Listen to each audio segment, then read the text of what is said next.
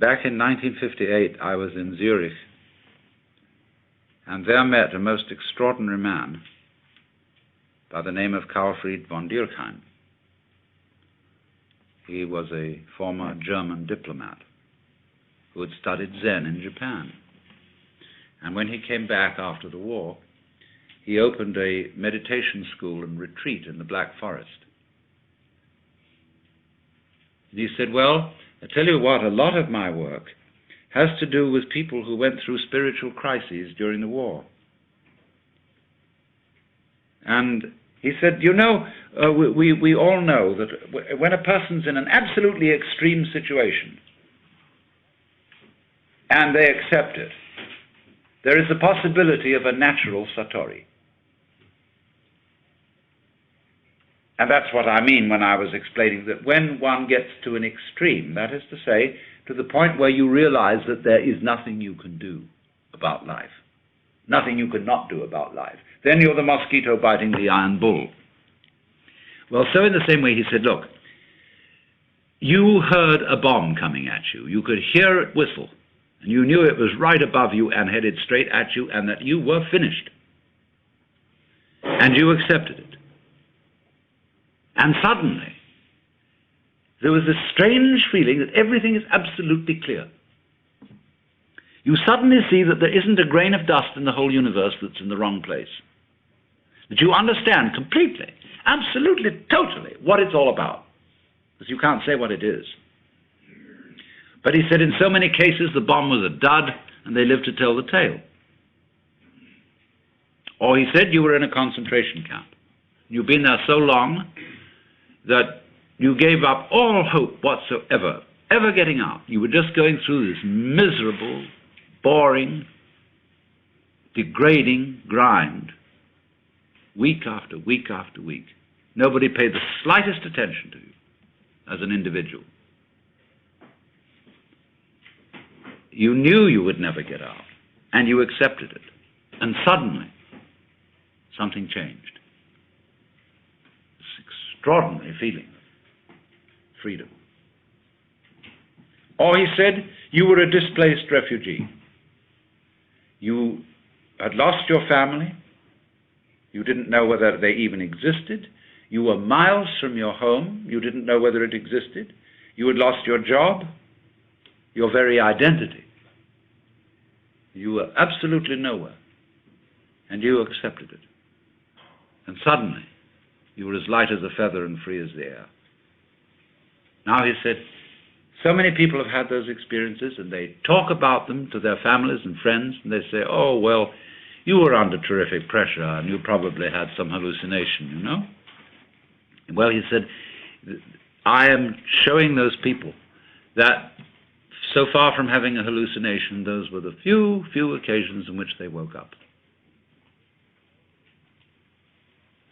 So, you see, this is always the opportunity presented by death. That if one can go into death with eyes open and have somebody help you, if necessary, to give up before you die, this extraordinary thing can happen to you. So that from your standpoint, in that position, at that time, you would say, I wouldn't have missed that opportunity for the world. Now I understand why we die. The reason we die is to give us the opportunity to understand what life's all about. By letting go. Because then we come to a situation that the ego can't deal with. When we are no longer hypnotized by that, then our natural consciousness can see clearly what all this universe is for. So, therefore, we have missed this golden opportunity by institutionalizing death out of the way, instead of having a socially understood acceptance of death and rejoicing in death. Now, I could imagine that one person would want to rejoice in death in an entirely different way from another. Like, say, a wedding is a rite of passage. There are certainly some forms of celebrating a wedding which I would find a total bore and quite offensive. Other ways would be very good. I would enjoy it. So everybody, in other words, I'm not saying that you've got to get mixed up with a lot of people coming, laughing around you and giving you presents and cards and everything because you're going to die.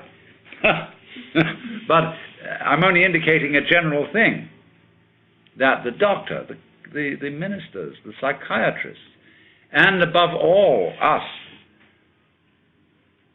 really owe it to our friends to work out an entirely new approach to death. Because what has happened, you see, from earliest childhood, the child learned that great uncle was dying and saw the family put on long faces and say, oh, that's too bad. Even Christians who think they're going to go to heaven, you know, they get absolutely morbid, more so than anybody else, about death, because heaven, as they all know, is a very boring place.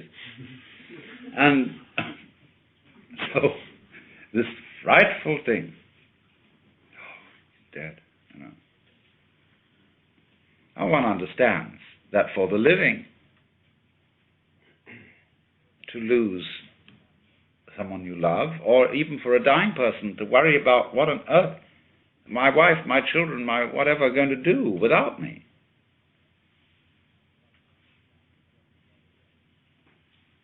One can understand a certain worry in that.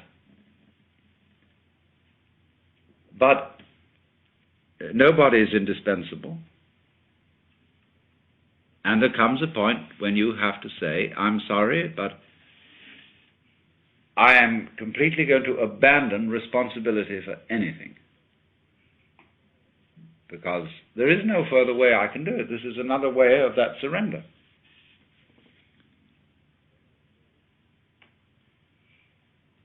And then the curious thing that occurs is the moment all that has dropped, suddenly it dawns on you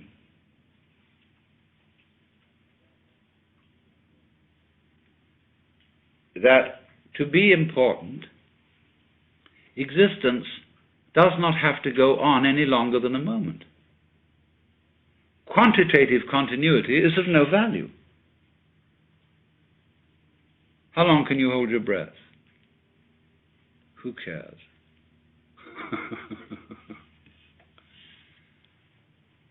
So it follows from that, you see, that if any one of us, without being shocked into it by being bombed or put in a concentration camp, could at this moment be as one about to die,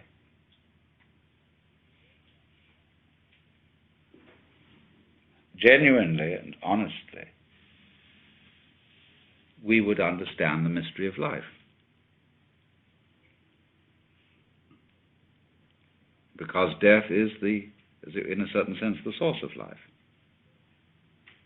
Just as we see in nature, when the leaves fall from the trees, they mold and rot, and this supplies humus from which more plants can grow. It's a cycle like that. But in every way, symbolic and otherwise, human beings try to stop that cycle. Unamuno said, human beings are the only species that hoard their dead. And therefore, with the ghastly art of the mortician, we try to make the body unpalatable to the worms, and so to stop life, as if to be eaten in due course were an indignity to the human being, whereas we eat everything else and we give nothing back. So that is a kind of a social symptom of our profound disorientation with respect to death.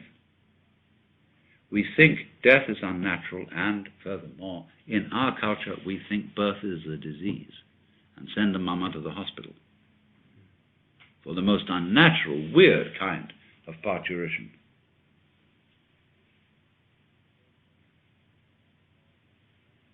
In other words, more and more one regards the healthy and inevitable and natural transformations of the body as pathological. I can imagine, people having sexual intercourse on an operating table to be sure that the whole thing is hygienic.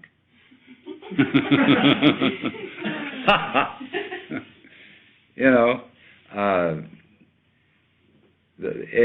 everything about us like that is become over interfered with by specialists, and less the province of our own preferences. It's very, very hard indeed to die in your own way without some blasted bunch of relatives come fussing around and insisting that you go to a hospital, that you get fixed with the tortures of being fed through tubes and things to keep you alive indefinitely and waste the family savings. It's even a crime to commit suicide. Now, this is simply nonsense. It's this perfect panic to survive at all costs.